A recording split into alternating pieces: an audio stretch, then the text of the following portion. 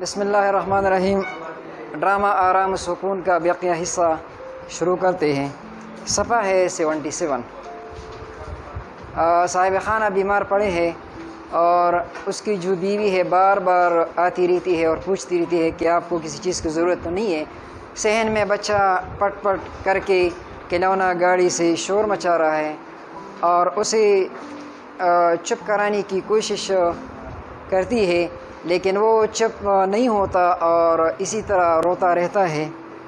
میاں بیمار پڑے ہیں، چونک کر ہوں، ارے بھائی یہ گرد کہاں سے آنے لگی؟ چونک نیم خوابی کی حالت میں کسی چیز کی آواز سن کر فوراً ڈر جانا، آنکھیں کھل جانا وغیرہ۔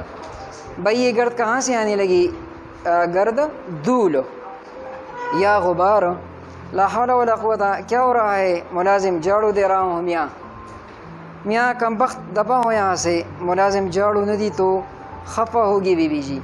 میاں بی بی جی کا بچہ نکل یہاں سے، کہہ دے ان سے۔ ملازم جاتا ہے، کواڑ بند کر کے جا۔ میاں کراہ کر چپ ہو جاتا ہے۔ ٹیلی فون کی گھنٹی بجتی ہے اور بجتی رہتی ہے۔ ارے بھائی کہاں گئی؟ ارے کوئی ٹیلی فون سننے تو آؤ۔ لا حول ولا قوت، خود اٹھتا ہے۔ ہیلو، میں اشفاق بول رہا ہوں۔ بیگم اشفاق کسی کام میں مصروف ہیں، اس وقت کمرے میں نہیں ہیں۔ یہاں کوئی ایسا نہیں جو انہیں بلا لے۔ میں علیل ہوں، کیا فرمایا آپ نے؟ آواز دینے کے لیے ضروری نہیں گلا بھی خراب ہو، آپ پھر کسی وقت فون کر لیجیے گا۔ میں نے عرض کیا چونکہ میں بیمار ہوں، کمرے سے باہر نہیں جا سکتا۔ زور سے فون بند کرتا ہے۔ بد تہذیب، گستاخ کہیں کی ہوں، بد تہذیب، بد اخلاق۔ بیوی مجھے بلایا تھا، ہے تم اٹھی کیوں؟ میاں اتنی آوازیں دی کوئی سننی بھی۔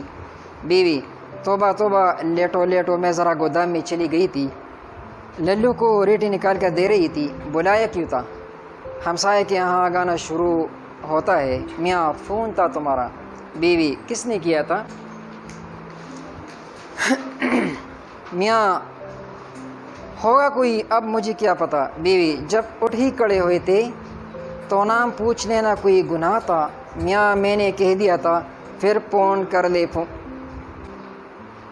بیوی مفت کی الجھن میں ڈال دیا۔ الجھن؟ مصیبت، اللہ جانے کون تھی اور کیا چاہتی تھی۔ میاں اے بھائی کوئی ایسا ضروری کام نہ تھا، ورنہ مجھے پیغام نہ دے دیتے۔ تم خدا کے لیے ان ہمسائے کے صاحبزادے کا ہارمونیم اور گانا بند کراؤ۔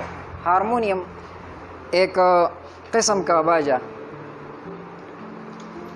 میرا سر پھٹا جا رہا ہے۔ بیوی اب اسے کیوں کر روک دوں میں؟ میاں بابا ایک رقعہ لکھ کر بھیج دو۔ رقعہ؟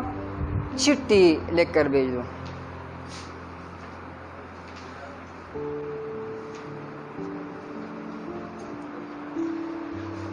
ایک رقعہ لکھ کر بھیج دو، میں بیمار ہوں، ڈاکٹر نے کہا ہے کہ میرے لیے آرام اور سکون کی ضرورت ہے۔ ایک روز ان کے صاحبزادے نے نغمہ سرائی نہ فرمائی، ان کے صاحبزادے نے، ان کے بیٹے نے نغمہ سرائی گیت گانا تو دنیا کسی بہت بڑی نعمت سے محروم نہ ہو جائے گی۔ بیوی کہہ تو دیتی ہوں مگر کہیں چڑھ نہ جائے، چڑھ غصہ نہ ہو جائے۔ میاں مناسب الفاظ میں لکھوانا ہوں کراگتا ہے۔ بے سرے گانے کا شور جاری ہے۔ میاں کراہ رہا ہے۔ یک لخ بچے کے رونے کی آواز، یک لخ اچانک۔ بیوی کیا ہو یا ننھی؟ بچہ زور سے گر پڑا، خون نکل آیا۔ بیوی زور سے خط لکھ رہی ہوں، ابھی آئی، چپ ہو جا۔ میاں کراہتے ہوئے یک نشد دو شد۔ میاں فریاد کرتے ہوئے یک نشد دو شد، یعنی ایک مصیبت تو کیا دوسری بھی سر پر آ گئی۔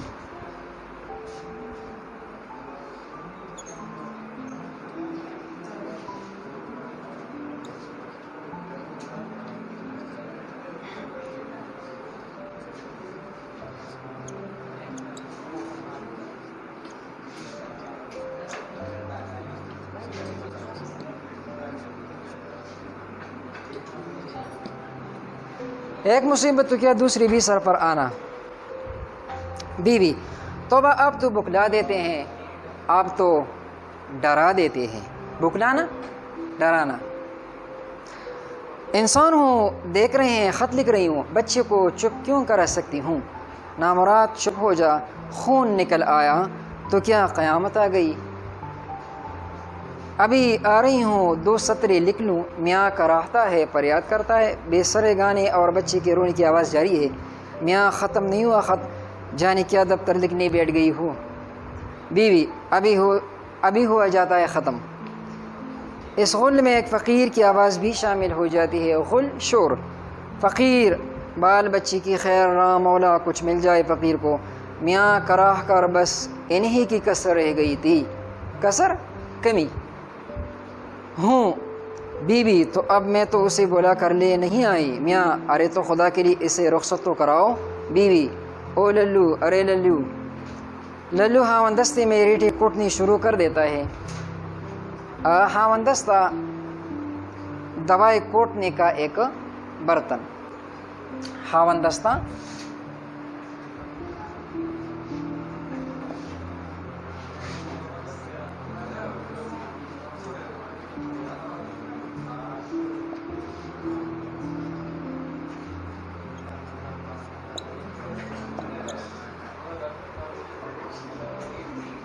للو ہاوندستے میں ریٹیں کوٹنی شروع کر دیتا ہے. بے سرے گانے میں بچے کے رونے اور فقیر کی صدائیں اور ہاوندستی کی دمک شامل ہو جاتی ہے. صدائیں آوازیں اور ہاوندستی کی دمک آواز کو کہتے ہیں. میاں ہائے توبہ توبہ ہائے. بیوی ارے نامراد ریٹیں پھر کوٹ لینا، پہلے اس فقیر کو رخصت تو کر دے. للو ریٹیں کوٹنے میں بیوی کی آواز نہیں سنتا. میاں جلدی جلدی کراہتا ہوا گھبرا کر اٹھ بیٹھتا ہے.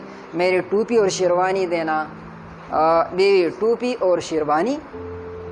میاں ہاں میں دفتر جا رہا ہوں، ابھی دفتر جا رہا ہوں. بیوی ہے وہ کیوں. میاں آرام اور سکون کے لیے. ڈرامہ اسی جگہ پہ ختم ہوا اور یہ امتیاز علی تاج کی ایک بابی ڈرامے سے لی گئی ہے. اس ڈرامے میں چونکہ مذاق بھی ہے اور ساتھ ساتھ اس میں سبق بھی دیا گیا ہے کہ جب بیمار پڑا ہوا ہو تو اس کے ہاں زیادہ شور نہیں کرنا چاہیے اور سمجھداری کا مظاہرہ کرنا چاہیے.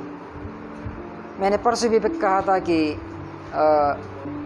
گھر کے جو ماحول ہے وہ انسان کے ساتھ دوسرے لوگ جو ہوتے ہیں ان کی وجہ سے پرسکون ہوتے ہیں.